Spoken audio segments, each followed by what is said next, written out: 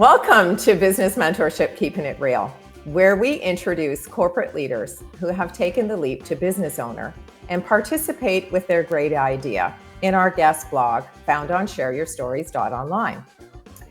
A returning guest, Debbie vanGrieken, joins us from LowBanks, Ontario, and has built a business with a product that is fair trade, premium organic, and grade A. With a wonderful tagline, spreading the shea butter love, she also gives back to the local community by sponsoring girls' education in Uganda. So let's find out why this business owner is recalibrating her business model to accommodate new lifestyle choices. It's my pleasure to introduce and welcome Debbie vanGrieken. Hi. It's so nice to have you with us, Debbie. You were one of the first 100 business owners that shared their story when I started the platform, which is now like 5 years ago, hard to believe. So you've been running a successful business for a number of years. You've been importing your product from East Africa, and you've been giving back to the local community. How have you found things have changed in the last few years? Yeah, well, big question. A lot has changed. Yeah. Obviously, the past 4 years have been the most challenging years for any small business. And we were especially hit hard with that because most of our products, so we're a natural skincare company. We're importing shea butter from northern Uganda. And so our product was, I had a wholesale model. So I was in stores, and all of those stores had to close down. So we lost all of those orders. So everything that had been pre-ordered, people canceled. And it just took a long time to kind of get back from that. Yeah. And then when things did open up again, we saw a noticeable change in purchasing. So our retail outlets were now ordering significantly less because they weren't getting the foot traffic that they had had before. We also had a number of cosmetic companies that use us as a raw ingredient for their products, especially like lipsticks and lip balms, mascaras, things like that, because the shea makes it really super soft. Yeah, for sure. And we noticed, yeah. And so we noticed that, companies that were ordering 40 kilos were now ordering 10. And we were like, what? That's a big difference. It was a huge difference. So it really took a lot the last couple of years just to kind of get back to, and to be honest, I wouldn't say we even got back to where we were before the pandemic. So that all kind of factored into my thinking and where I was in my life.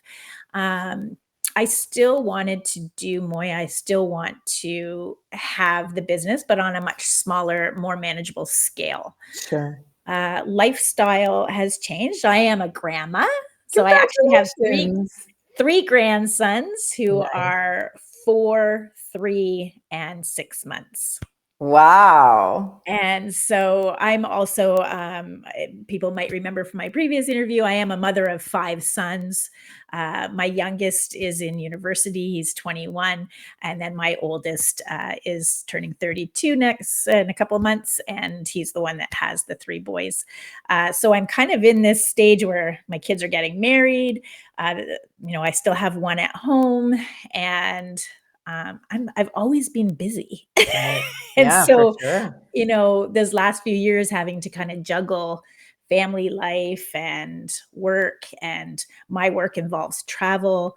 I would, go to Uganda. I would go to Atlanta, where the International Institute for Shea Butter is, and, do training there and things like that. So yeah, it's having to balance all of that. And now I'm at this stage where I have elderly parents and in-laws who are experiencing some health concerns. And dementia is definitely something that is a new thing in our family, and trying to navigate that, which requires a lot of attention.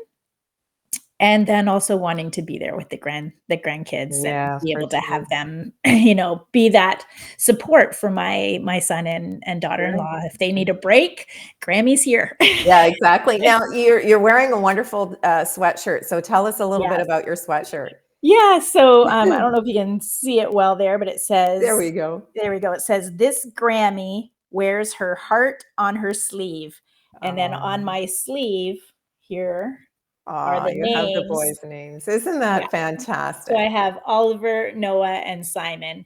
Oh, This was made congratulations. by an artisan, so I got it off of Etsy. So I like to support Yeah, other for small sure, for businesses. sure. So, Um, I think what's really nice is that you're not totally getting out of the business yes, entirely. You're just recalibrating your business model so correct. that you can balance the lifestyle choices that you have now Yeah. and also keep your hand in, which I'm sure you probably have quite a substantial list of followers and folks who have been buying your product for a number. How many years now have you been in business? 8 years. Yeah, which is not for Yeah. the faint of heart, right? Exactly, Yeah, and so what I decided to do is really look at the profitability angle of, where what was making the most profit for the business sure. and devote my time to that. So what I was finding is obviously when you are wholesaling products, you're giving a discount to that store so that they Mhm. can then sell it at a At retail retail. cost and keep the spread. Sure. So by me discounting my product, although there's some volume there, uh, it's not as profitable, For right? sure. Yeah. Then I looked at my international sales, and I would say we got to the point where close to 50% of our business is international. So I supply a lot of American business. So I do, companies that are using us as a raw ingredient to make their products, Mhm.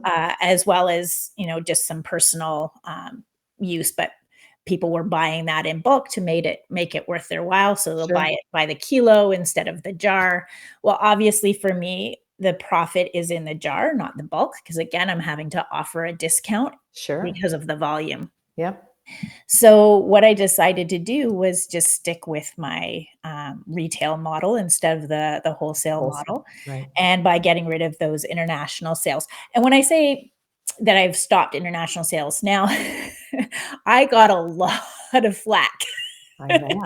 I can tell you the emails. I can show you the emails. I can show you the messages. There was a lot of anger out there. Yeah. Obviously, when somebody finds a product that really helps with their skin, helps with their family's skin, if they have eczema or any kind of skin condition, to not be able to get that product is devastating. For sure. So, I had to do a lot of, PR. follow up and say, "Listen, you need this product. I Right. am not cutting it off from you entirely. Like, Sure. let's get this let's work Yeah. this out."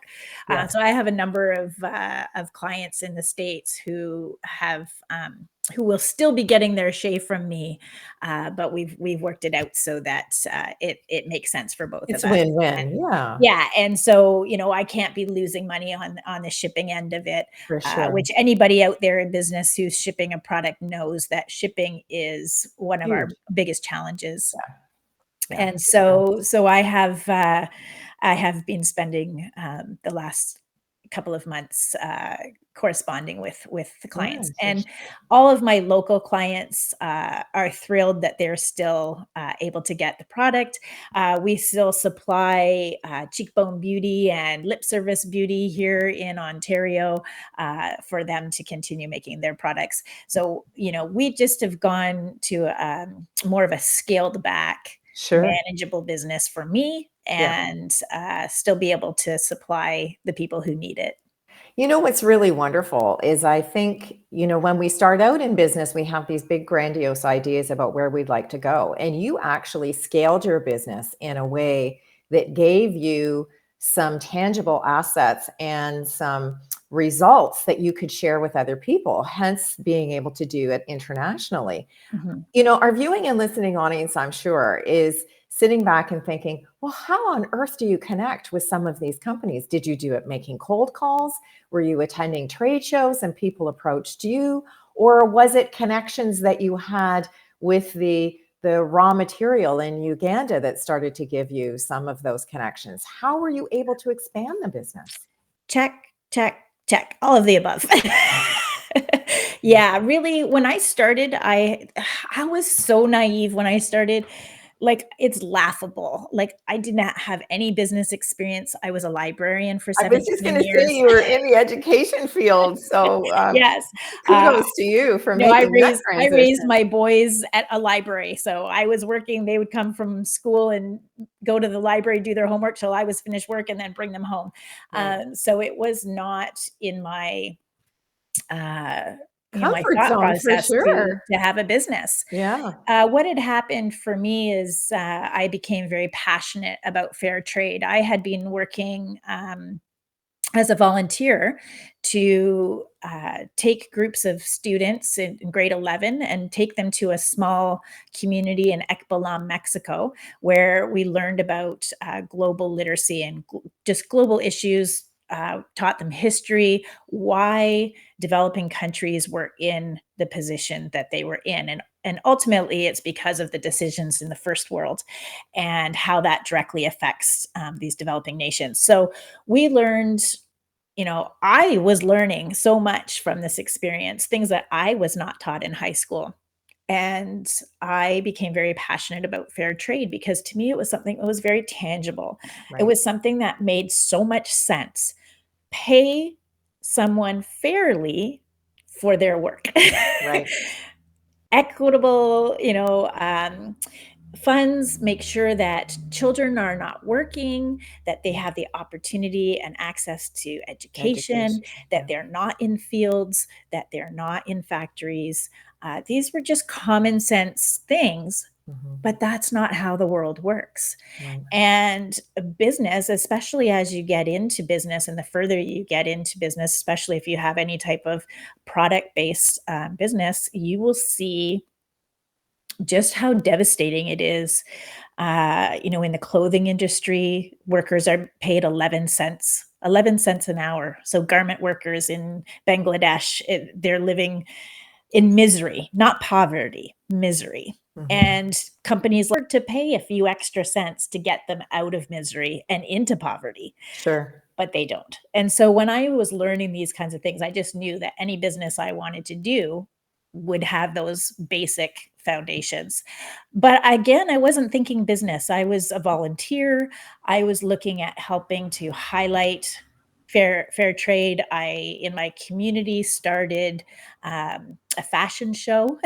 So the high school students would be the models, and on a Friday night, we would pack the gym with we had 250 people would show up on a Friday night, and we would have a fashion show, and it was all fair trade or thrifted clothing, and really tried to get the students involved so that they just change that mindset that Sure. thrifting was cool. Yeah. It is now, that's for It sure. is now. We're Right? talking 8, 9, 10 Years years ago. ago That's right. when this was just kind of starting. Right. And so I started very simply doing things in my community, making personal choices of switching my teas and coffees to fair trade, Right. encouraging that when I had guests, talking about why I was serving them this, and just being more conscious as a consumer. Sure. And then I developed skin cancer. I had melanoma, and I've always had problematic skin. So, uh, anything I put on my skin, I always react to. So when I was recovering from my surgery, I had a very large scar on my leg, and they gave me a vitamin E cream, and it burned. It was so bad. And Mm. I was looking like, what can I put on my skin? What can I put on my skin? And a friend of mine who I knew through fair trade, who had a fair trade business, said, I know these missionaries, and they were in Uganda, and they have come back to Oakville. They have their church in Oakville, and they have brought this shea butter. You should try it. So of course I tried it, and it was the That's only thing I great. could put on my skin. It was amazing. Yeah. So I said to them, "Hey, I want to help you. Like, I'm going to bring this to my community. I'll put it in our fair trade coffee shop that's in town, and we'll support it. We'll tell people all about it." And they were like, "Great. That's wonderful." So I started doing that. But then that little voice in my head kept saying, "Wait a minute. What are the women being paid? Is it fair trade? Is it, are there children in the workforce? Do they have access to education? What's going on in the community? How are you giving back?" And so I went to the missionaries with these questions, and they're like, we're looking at trying to find somebody to do this. And, this isn't something we want to do. Right. It sounds like you're asking all the right questions. We've started a little bit of that, but we really haven't gotten Gone any down. yeah, Sure. gone down that line yet. So listen, we've got the basics, we've got the bones, we've got, the Yeah. contacts for you. Why don't you take this over? And I very, very naively said, "Yeah, sure. Okay.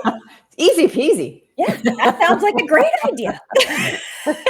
And in my head, and I will be 100% honest, in my head, I had no desire to go to Uganda. Not once on my radar did I ever see myself going to Uganda. Getting on a plane and going there. Yeah. Yeah. Like, I'm a little country girl. I was born and raised in Burlington, but I've been 30 years in the country, and I love traveling, but I also, at that point, loved being safe. Like, Right. I loved the Yeah, feeling of being safe. for sure. So everywhere I traveled, I always had this level of safety. Mhm. And, I laugh at it now because I have been in some places. I've been in, Nicaragua. I've been in Uganda. I have peed in holes. I have Done all slept the with things you cockroaches never the thought you'd size of do. my hand. I have had barbed wire outside of my room. This was not something I thought I would be Right. doing. So when I said yes, I had it in my head, we are an advanced, technological society. I can do all of this on the internet. Remote. Yep. Yep. I could do it all remote. I can do it remotely. I can call it in. I can call it in. But then where would your values, where's your Sure. integrity in that, right? So Yeah. as I started doing this, I'm like, who's to say that this is exactly like this? They're telling me one thing, I'm telling them one thing. How Sure. do I know? Sure. So yeah, so there You know what then I I love is that your experience opened so many other doors for you personally and professionally, because personally you stepped outside your comfort zone and you really embraced the yes, whole idea of fair trade. yes. And then from a business point of view, you actually grew with your business. Mhm. So as the opportunities presented themselves, you would have found people who had helped you along the way to perhaps, share some knowledge. So, one of the things that we do in our platform is we talk about mentorship. So was there someone, or other than the missionaries who sort of got the whole thing started, was there various different people along your journey in the past 8 years that mentored you to give you the confidence to expand your business to the place Abs where it was? Yeah, absolutely. I think that, in those early days, it was, my friend Susie who connected me with the missionaries, Sure. because she already had a very strong fair trade business. Her business was called Casa Relief at the time. She is now retired as well, and her son has taken over part of the business. It's now called Little Fish Creations. So they had worked with, people in Nicaragua, Ecuador, Guatemala, and they bring fair trade clothing and household items and would sell that. And she was a great mentor to me, just um, really encouraging me to get those values down and hold Sure. to them. And then I've had, many people who have been there to uh, answer questions. Sometimes I do find that it's very challenging. It's hard to ask for help, and it's So true. also hard to find the right help.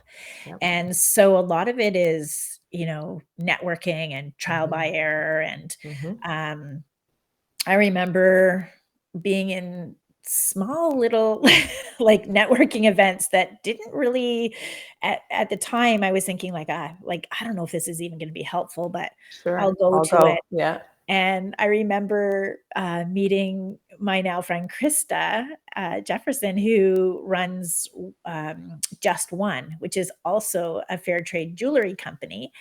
And she works with a village that's an hour and a half south of the village I work with.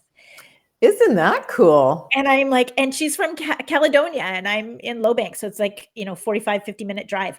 So all of a sudden, this little meeting, Serendipity. and we Yeah. were able to, I'm like, "Oh my gosh, you're in Gulu, I'm in Badere, Isn't oh." that Yeah, great? and kinda bounce things off of each other. And so, we've been able to help each other out with, like, shipping issues and, what companies to use for shipping. Sure. And, Sure. um It's a collaboration it piece, is, right? yeah, it's Yeah. great. And, there was a point where I wasn't able to go to, Uganda, um, because again, you have to really balance, do I wanna spend that money or do Sure. I wanna put that money towards Into the product? business. So, Yeah, for sure.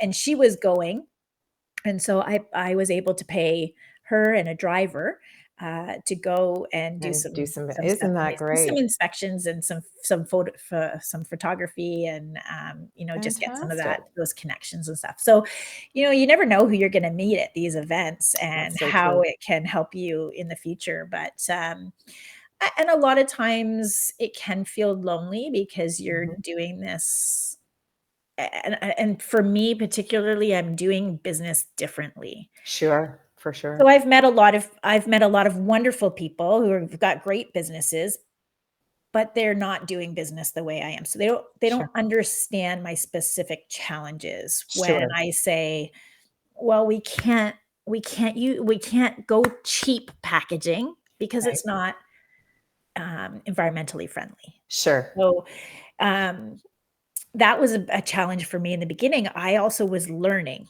So when I first started, we had it in black plastic. It was great because it was cheap and I could get it. I'm like, "Yes, this is awesome." Well, then I discovered that Toronto and most major cities, Kitchener, things like that, will not recycle black plastic. Oh, so then it wasn't so environmentally friendly. So it was 0 environmentally Yeah, friendly. right. So we had to completely, Recalibrate. yeah, Yeah, completely scrap that, and we went to glass jars that were, recyclable. But we have to have frosted because the light can affect, the the product. shea butter, Yeah. light and heat. So again, we had to look for that. So now we've literally went from, a very cheap, packaging to a very Mhm. expensive Right. packaging, Right. and that all affects the bottom line. But For sure. people, as they're giving you advice, they're looking at trying to help you get the cheapest solution. But if that doesn't That mesh doesn't with meet your your overall values, objective. yeah, Yeah. Yeah, then, for sure. same with, we had, lip balms. Excuse me. And our lip balms were in plastic, like most lip balms are in Mm. plastic containers. Mhm. And so we really felt like this wasn't serving our values and the type of client that we were wanting to attract. Sure. So we went to compostable cardboard tubes. But Wow. again, you There's go another to cost something that associated. like a tube at, back in the day was maybe like 20 cents, Mhm. and now you're looking at over a dollar. Yeah, exactly. Yeah. So Well, it that does all have affects the effect. bottom line when you're talking about Absolutely. a lip balm tube Yeah. that's Yeah, only not gonna going sell to for retail $8. for that Yeah, high. Yeah, absolutely. yeah. Absolutely. Well, what I love, Debbie, is that you've kind of come full circle, right? Mhm. You've had an opportunity to start a business, you've learned a great deal. And from the learnings that you have and now the lifestyle choices that you've made, you're able to recalibrate your business so that it's win-win for family and win-win for your customers, and Yes. obviously still serving the local community. So Yes. congratulations to you Thank on you. being able to find a way. And that's all about entrepreneurship, right? We find Yes. ways to do things that meet all of our individual needs. So congratulations to you for being able to find that sort of special solution that helps all of your strategic partners continue to thrive. So kudos Thank to you. you. Now, one of the things that we do in the guest blog, and I know you shared these 3 words of advice quite some time ago, and they are passion, commitment, and deliver. So maybe you can wrap up our conversation and give our viewing and listening audience, is there any of those words that you would change? Well, yes, I think so. First of all, passion will never change for me. If you don't have passion in what you're doing, Yeah, it won't what's the last. point really? Yeah. And especially when my business is such a labor of love, and it affects so many people, Mhm. especially our farmers and people in Uganda. So passion is a big one for me. I'm not changing that one. Right. And deliver is still very important to me because without customer service, without, being able to deliver on your values Yeah. and your word, I don't think you have what it takes to be a business person if you're not willing to back that up. Sure. Um, so I wouldn't change that either. Commitment, just at where I'm at, I still have commitment, but Mhm. I think you need to have flexibility. For Makes sense. me, just being able to have that flexibility to say, okay, this isn't working. Let's pivot and do this. Right. Or this is working, but we could tweak it here. Um, Maybe it's okay to slow down. I took an entire month off. I took all of January off. Good for I you. knew the decision was coming. I, had kind of made it but not announced it. So I was preparing for that, and I took January because that typically is the slowest month of the year, right after the Mhm. Christmas rush. Sure. So I, took care of everything and I took all of January off. And that was so needed and Mhm. just helped me to get that clarity and having that flexibility, giving myself that time was so necessary uh and it was needed because when I made the announcements, there was a lot of panic buying. And Sure. Oh, for I sure. actually I actually was more in demand in, February and March Isn't that funny? That's so than in funny. previous years. I think actually, we if I go back and look at it, we've had one of our best Februaries, Isn't that years. great? Yeah. Oh, that's great. Well, we certainly wish you continued success, and I truly appreciate the candor and coming back on the show and really sharing that, you know what, it really is okay to recalibrate your business based on lifestyle, economic conditions, all of the factors that make us who we are as business owners. And I really appreciate the fact that you've shared all of that with our viewing and listening audience, and you're really ready to start a new chapter. So, Yeah, congratulations. I really am. And if your business isn't working for you, who is it working for? That's so So to true. me, the whole point of getting into business for yourself is to have a little bit of that control. Yeah. And I think that me being able to set up my schedule now where I can take these blocks of times and spend with my aging parents and spend with my grandkids Yeah. and be here for my family and my husband, and it's so important, and there is a sacrifice to that, obviously. You're managing money and time, Yeah, but I think especially these last 4 years has taught us that, our time is very valuable, for sure. and for me, family has always been first, priority, so, Makes it just sense. made the most Yeah. sense that Yeah. this is the stage of life that I'm in, and I'm embracing it fully. Well, I'm going to challenge you that in another year, I'm going to reach out to you, and we'll get you back onto the show and get you to share how the recalibrating of your business has worked out. So thank you so much for sharing what you have with us. And I certainly look forward to keeping in touch. Always a pleasure. Thanks for having me. So much, Debbie. And to our viewing and listening audience, I'd like to thank you for joining us today for this edition of Keeping It Real, where we were reintroducing you to the person behind the logo. If you'd like to connect with our guest, you'll find Debbie's contact information in the description portion below. I'm Trish Tonai, founder and host for the series. And if you're interested in sharing your business story, visit our website at shareyourstories.online and subscribe to our channel, Business Mentorship, Keeping It Real. Thanks again for tuning in, and we look forward to meeting you next time when we share another great idea.